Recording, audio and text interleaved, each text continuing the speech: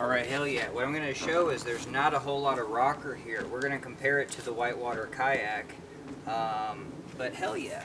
With my boat, there is a lot of rocker onto this corner. And we're going to flip the boat over to kind of show you why. Alright, hell yeah. So what happens with my boat is that this floor extends out probably farther than most other floors. And there's some benefits to this and some drawbacks.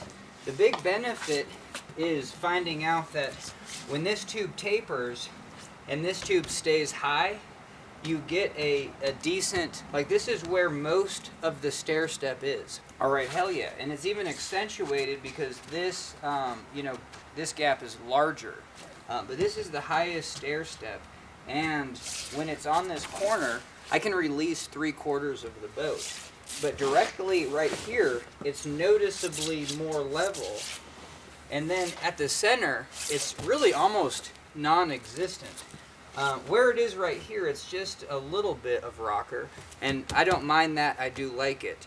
I think there is benefits to having the center not rockered to actually give you like a straight tube. So when you're on this, you're at least getting some forward momentum. But what I think needs to happen is that there needs to be a second step down. Alright, hell yeah. So a second step down and bump this out. I mean, I don't want to bump out the width of the boat too much, but there is a little wiggle room because the entire boat could be a little bit narrower. But what this would allow is, because once if this had a second stair step and then you got over onto this edge, then that part of the boat pops out of the water. Currently, when I go onto this edge, the other part of the boat's not coming out of the water. Alright, hell yeah. One of the other designs is keep this where it is and then eliminate material through here. But I think that gets kind of bizarre, you know what I mean? So I'm going to kind of scratch that. I think you want to bubble this out just a little bit, second stair step. Maybe remove just a little bit of material through here. And then with that second stair step, I'm really hoping that we can reduce volume here. Alright, so there's two design considerations. I think it's difficult to remove this material right here because you might want to sit on it and lean on it and stuff. Where I think this height needs to stay the same, but this height can come down with that second stair step. I think that can happen. And if you keep this height right here and this height right here, you do have the opportunity to bring this down. But like I said, I don't know how feasible that would be. Alright, but hell yeah. But what I'm thinking is that you make, this boat in a V shape. So let's say this is my flat surface and find the halfway point. Now the other surface we want out of the water. And I don't even care what it looks like over there. And so instead of thinking of the boat coming up like a V, consider this a flat surface since we're looking at it, and that's from the middle thwart to the other side angled down. And the most simple way to do that, I have 5 I-beams. The simple way to do that is keep the middle I-beam at the same elevation. Keep these, if I have 5 I-beams, keep these 3 at the same elevation and then drop the other 2. And then just make the profile to when you bring that up to neutral, this side is sloping down. But then you always have 3 I-beams, and so this floor is 5 I-beams. So 3/5 is greater than a half. Alright, so now the boat can be functionally fairly wide. So when you're over onto an edge, look at all this width. I'll measure it after the light turns off, but yeah, this is plenty. This is a whole kayak width, and you can be, and in R1, it's amazing how you can be totally on one side, have this much of your boat in the water, and just the fact that you do have a little bit of counterbalance over there, and it's not even the counterbalance, but it's just highly stable when we're over onto one tube. Alright, hell yeah, it's 34 inches, so if I go from one side of the I-beam to the outside, well, 33, in between 33 and 34. If I go to where it's actually, and we can consider that whole I-beam because the draft in this thing is deep enough that water's gonna suck up all that space. So hell yeah. So you're 34 inches. And my boat is 63 inches, so do the math. All right, hell yeah. So let's say the I-beam is about 4 to 5 inches. It's 34 across, you know, and 30 on the other side. And so that's going to be 64 inches. This comes in at 63, so this I-beam's a little bit more than 4 inches. All right, hell yeah.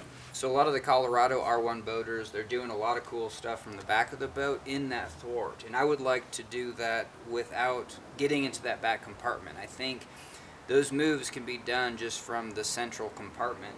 And so the idea is to move this like a foot forward and you know, and then taper this higher. And so still when you're here, like if this is like the thwart is right here. All right, my 2 cents is the only reason we're back in this compartment, besides trim and stuff, which you can trim your boat out with extra weight, is just the fact that we're getting a little bit more dynamics off the back because of the rocker nature. And there's just nothing, like my boat hardly has any dynamics through this whole section. So all we're doing is literally taking out a foot out of the middle. That's one way to look at it.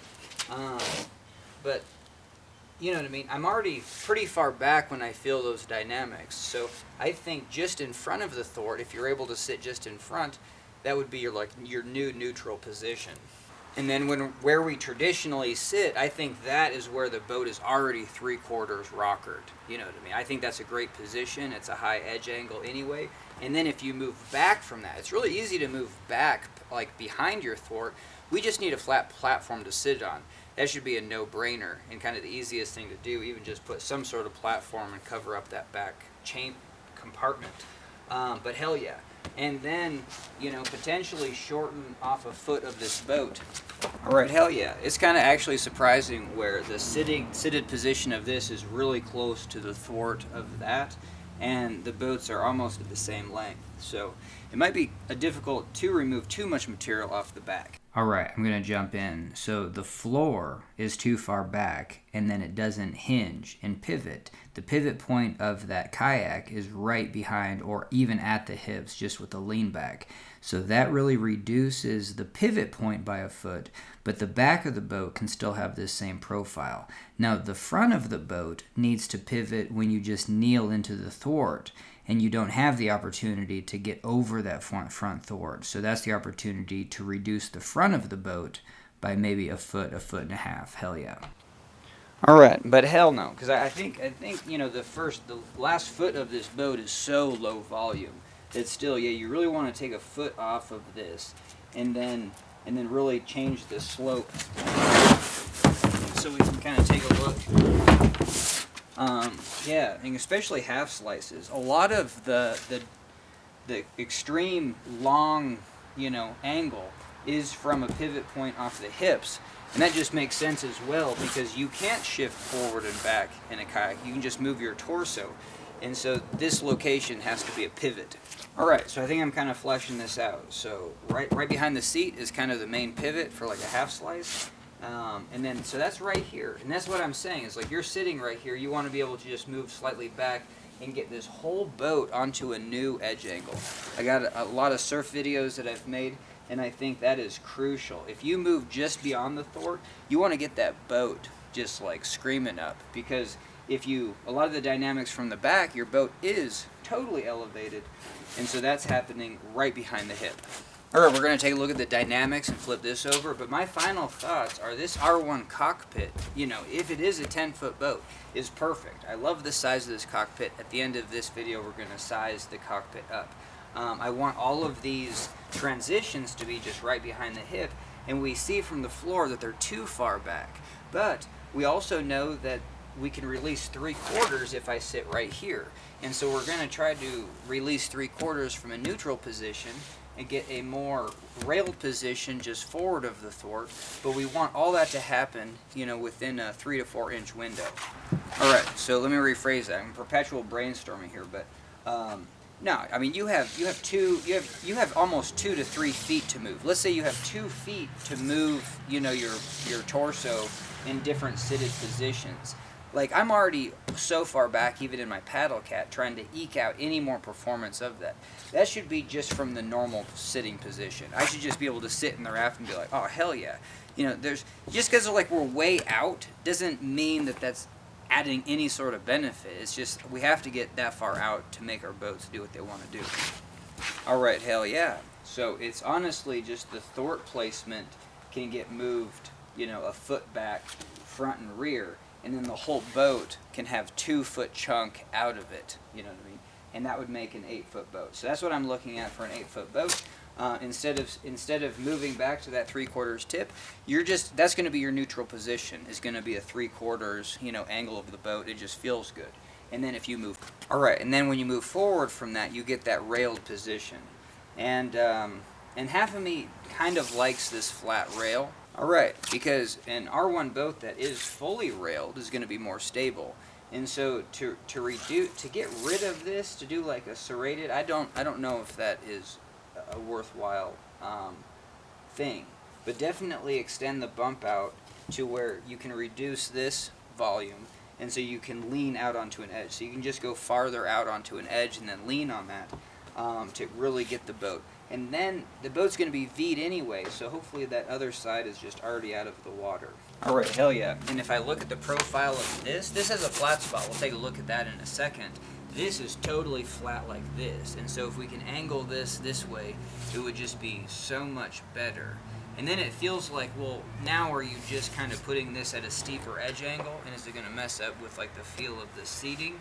And it really gets me thinking that, you know, you have so much room here and this huge gap that if you just put this boat right there, that it does make a lot of sense. I can't wait to test that. 2 kayaks, you know, just together in an R1 raft. Yeah, so looking at this, it just makes so much sense. Like, I mean, if there's a lot of technology in this stair step, cool. I don't think there is. I think there's tech in like that 3/4 drop, which you would want to modify. You know, because this, we can try to get it onto this 3/4 panel right here. This also has that, if you edge right here, the wider flat spot, that's what we have. And then you're releasing 3/4 of the boat. So we do have that strong. We just don't have this right here. And that's just like, I just put this in the water and it causes me to flip in holes because the other side bites. All right, hell yeah. And I think this gives me a lot of, you know, something to go with, because people are just like, well, it'd be sweet if you could surf or do this and be solid. Well, these are solid. And, you know, if you're just on this right here, and then it's angled to the other side where that other surface isn't contacting the water, you are just on this surface with a leverage. R1 is being totally out onto a tube and just having the leverage. And it's like I have whitewater canoed. You're in the middle, and it's you know, you're in the middle of the boat. R1 is you're leveraged on the outside. It definitely has that like in control of a sailboat feel. That's the huge draw, and the dynamics I think could be superior. So hell yeah. All right, hell yeah. And these boats are 8 feet. So I think I have. I mean, you don't have to, like, that's a lot. Like the brainstorming process, I love, but then, you know, it's like when it's time to get real, you know, you kind of push things aside and stuff like that. But definitely, if we're able to make a rotomolded surface, you know, that's going to be the easiest thing to, you know, check to see if it actually functions. And hooking up 2 of these now seems like the most logical step. And, you know, I could even take that to the wave. It would be a little dangerous. It would sink. But hell yeah. All right, hell yeah. Let's show how much edge angle this has. And it's just a tiny little flat spot, but it's a flat spot. And that's what you can do with a rotomolded boat, is you're like, I want the flat spot just right there. And guess what? The flat spot's right there.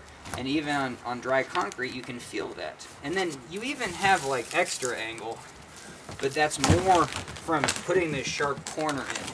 When you put that sharp corner in the water, it's going to build up torsional resistance. All right, hell yeah. And then, like, how are you going to put a deck on this? Who cares? You know, you build it up and you just get the cockpit the same size as this when you have 2 rafts, and you're not going to have a great spot for your feet to start, but the testing should be just fine. Now this boat, Doesn't have a lot of this 3/4, but it does. So, you know, here's here, and then here's back. All right, hell yeah. So there's not a lot of 3/4 in the front, but there is in the back. You know, so if we roll it in a circle, and that's why these boats, you know, they have a lot of, you know, stern tricks that you can do and stuff. But that pivot is just right off the hip, like right there. So that is the most noticeable. And even on a half slice, this is the longest, flattest part. So when you do hinge at the hip, that goes totally flat. All right, so when I'm surfing, I really like this hinge at the hip, because even if this was the forward of the boat, if I put my knees up into this, what happens to the back? It comes out of the water. And so in surfs, this happens all the time where I'm trying to, you know, if this is the wave and I'm getting kicked out, trying to drive into it with my low side. And it's just the back, it's just, you know, dragging on that surface and actually just teeter-tottering. There's so much length in a 10-foot boat that boat just goes back and it just pieces me out. So we made some pretty good videos on that coming up this month. All right, hell yeah, we're gonna measure the cockpit, but yeah, that's just kind of final thoughts. My final thoughts are the rear of a creek boat is highly superior, you know, than the bow, because the bow, you don't have a lot of, the rocker doesn't start right away. And so like the half slices and even creek boats, that rocker starts right behind the hip. So that's what we're looking for.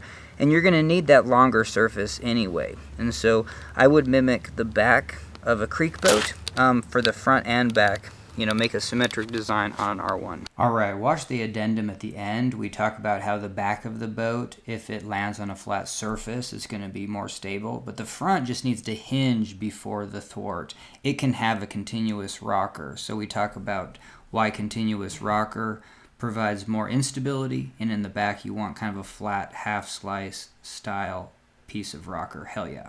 All right, hell yeah. I've never measured this cockpit, so I'm going to go right here to right here. Yeah, let's measure it. So in between the thwarts, I measure about 21 inches. Hell yeah, let's just get her done. So this direction, 27. I measure about 27 inches. All right, and I know the boat is 18 inches off the, well, let's measure. This is what I'm interested in, is how tall are these thwarts. So these are 13 and a half. I would say higher than 13. For sure higher than 13 and a half inches. All right, now I got 2 inches of foam underneath those thwarts, so that's not an accurate measurement. So this is gonna be the accurate measurement. And, well, it's almost identical. But let's just say 13. So you can make the compartment as shallow as 13. So from where you're sitting to where your feet are in, 13 is adequate for me. I can do these moves. I can get my feet underneath me. And so that's just good to know. Because when I go forward, I'm going to take this compartment and just put it on different things. Alright, this is so fascinating to me how functional this boat is and how actually little rocker it has. The water lines are fairly comparable. You know what I mean? So the water line on this is 10 inches. And the water line on this at a comparable height is still 10 inches. It's an optical illusion that you think these are different. So this is where I'm talking about. This is so much like negativity, you know what I mean, like right here, where let's check it out, because if, like, I think you want to be, let's get that light going. This might be the most important part of this video.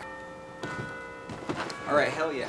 So just in my normal seated position, I'm out to here. But if I had like if I had a hook right here with foam hook and a foam hook right here, you know what I mean, that was halfway safe, I can get to here. Is that the same spot? Can I get farther? Yeah, I can get a little bit farther, so hell yeah. And then this position should be the back of the boat. Alright, so hell yeah. And I still think I want to be able to drop a knee, you know, but the leg can go underneath. Because the cockpit now isn't just inflated, you know, you can, like, especially in the back, I can get my leg underneath something, so that's not an issue. If I got my front feet forward, I can get here just fine. So this is where the Colorado boaters, you know, it's not too much difference. All right, hell yeah, it is a 24-inch difference from here for this being the back of the boat than being in this rear compartment. But this rear compartment, I mean, you can get the same effect, and you should be able to get the same effect from right here. See how that rocker goes away? Why is that? Is because you didn't build the rocker in. That rocker is basically now just on those tubes, and so you can bring all that forward. Oh hell yeah! So last go. So this is a lot of rocker, but if I'm in this compartment, this is that 3/4 tilt. It is no difference than being out here, and I'm getting out here on a lot of stuff, and so it's not too much different. But look at this. This is the only place where you actually get that sizable amount of leverage, and so you just build that in to where if I go up here, I'm highly rockering that boat. All right, hell yeah, and work with me on this, but if you do go to this position, the boat goes back, you still want to taper the back of this. Not too much where you're just kind of like on the stern and going too far back. All right, but this, because we want to make this also into a paddle cat. And behind the seat of a paddle cat, you need to be elevated and be on that foam tube, but you want this much rocker, and you can get that by tapering this height so it's like a 12-inch height. And then if you can do that, so you're still here, and that's going to be a 12-inch height, your side tubes can go higher. And then we're going to talk about how you can get in the back of the boat from a low deck height. All right, hell yeah. Now this is counterintuitive because you do want your seat height to be high. But then when you come down here, maybe there's an opportunity for this to be rockered enough where this seat height is down to about, you know, that 12-inch mark. And if you did have the paddle cat, it makes more sense. Or if you have that platform coming out, the two cat tubes come out here, the platform is slightly, maybe even after the same elevation. What happens is if you taper these tubes and you bring this tube down, this tube is essentially this low in the water, and then so when you're pulling yourself up onto that boat, so the boat can be angled, but you don't have 12 inches of boat to climb over. This is an impossibility. I've tried. You can get almost up and over this, but it's too high. All right, hell yeah. This is where it's an optical illusion that this is 10 inches and this is 10 inches, because what we're trying to establish is if I'm pulling this down, this deck height, we just want to be like 8 inches. But still, you know, there is a nature of an R1 boat that it needs to kind of be, like your sitted elevation is this high anyway, but still at some point we need to taper down to about 8 inches. So when I pull on this, I'm able to pull myself in. All right, and that might not be a consideration for this playboat design, but for a longer tube, especially a paddle cat, you want these tubes to come out kind of at a high elevation, even if they're low volume, to where if you pull down on that surface, you're down to an 8-inch surface, and you're able to pull yourself up on. So this would be kind of the surface, and then you kind of have like a zero entry to pull yourself back in the boat. That is also what I would like to experiment with the side of the boat. All right, hell yeah, and even on the side of the boat, if I pull this down, maybe this height does get reduced a little bit, you know what I mean? Maybe not noticeable, but that's what I'm kind of shooting for on the side, to have kind of the illusion of height, but then when you pull it down, it kind of comes to a tapered surface and it's easier to climb it. Okay, all right, that does it. Thanks for joining me. Booyah. All right, hell yeah, one last measurement. How high, like what is the size of these I-beams? And so hell yeah, can you see that? Because it's gonna get dark on me. Yeah, it's 6 inches, dang. It's almost 7 inches. Almost 7. Maybe it's 8. 6, so 6 at minimum, 6.5 for sure, possibly 7.